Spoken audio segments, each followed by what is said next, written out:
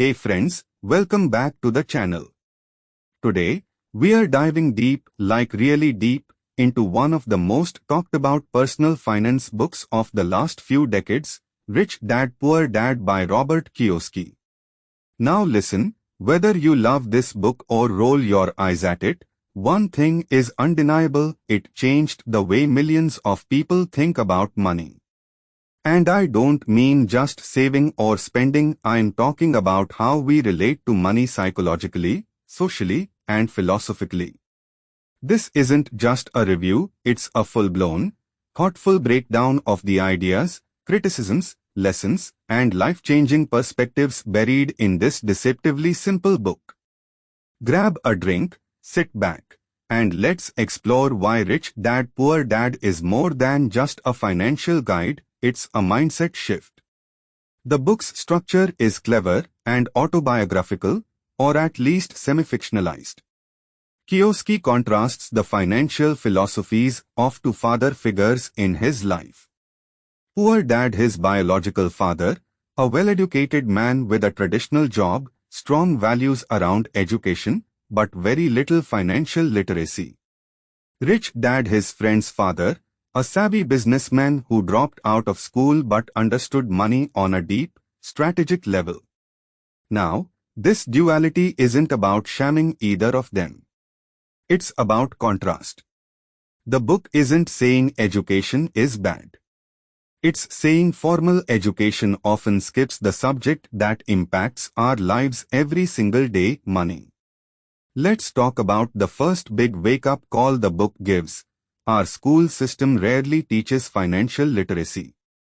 We learn geometry, we learn the mitochondria is the powerhouse of the cell, but how many of us graduate knowing what a liability is? Or how compound interest works?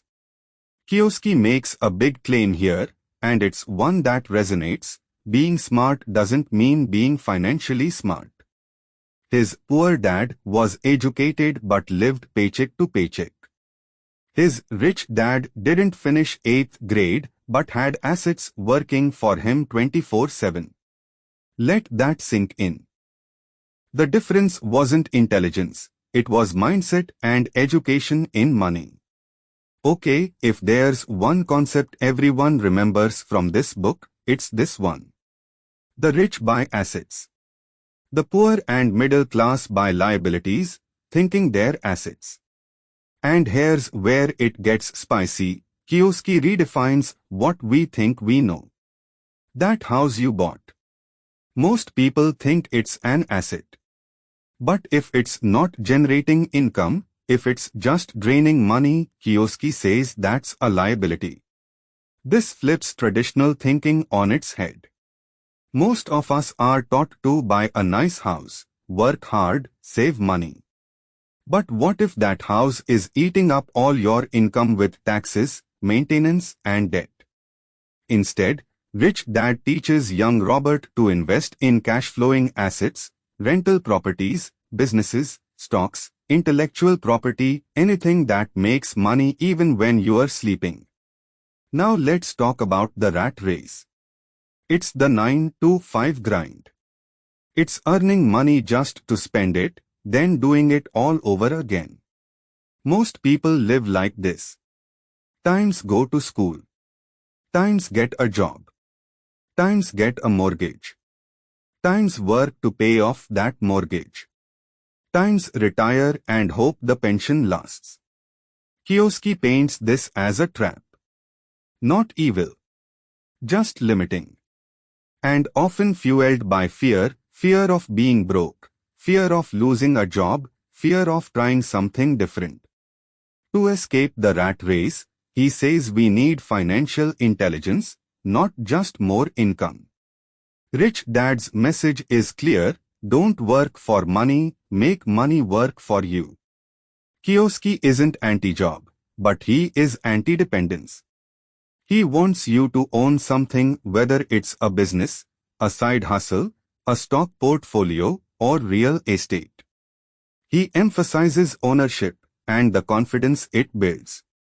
When you create your own income streams, you are no longer at the mercy of one employer or one economy. It's not about being rich for riches' sake. It's about freedom. This is where the book gets personal.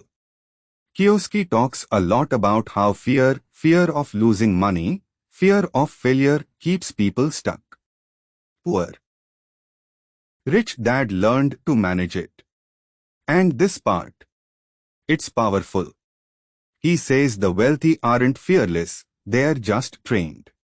They know how to evaluate risk, how to take calculated steps, how to learn from failure instead of being crushed by it.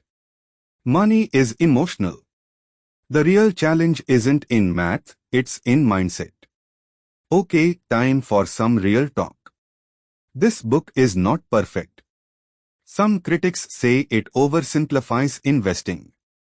Others say Kiyosaki's examples are too anecdotal. And yeah, there's some fair critique. Not every strategy in the book is for everyone. And you won't walk away from it ready to buy your first rental property. But here's the thing. The value of Rich Dad Poor Dad isn't in the tactics. It's in the paradigm shift. It changes your lens. It makes you question the rules you've lived by. And honestly, that alone is worth the price of admission. Let's break this down to 5 key takeaways. 1. The rich focus on acquiring assets, not income. 2. Financial education matters more than formal education. 3. Fear keeps people stuck. Learning and action set you free. 4. Don't work for money, make money work for you. 5. Start small, start now, and don't stop learning. So, is Rich Dad Poor Dad the holy grail of finance?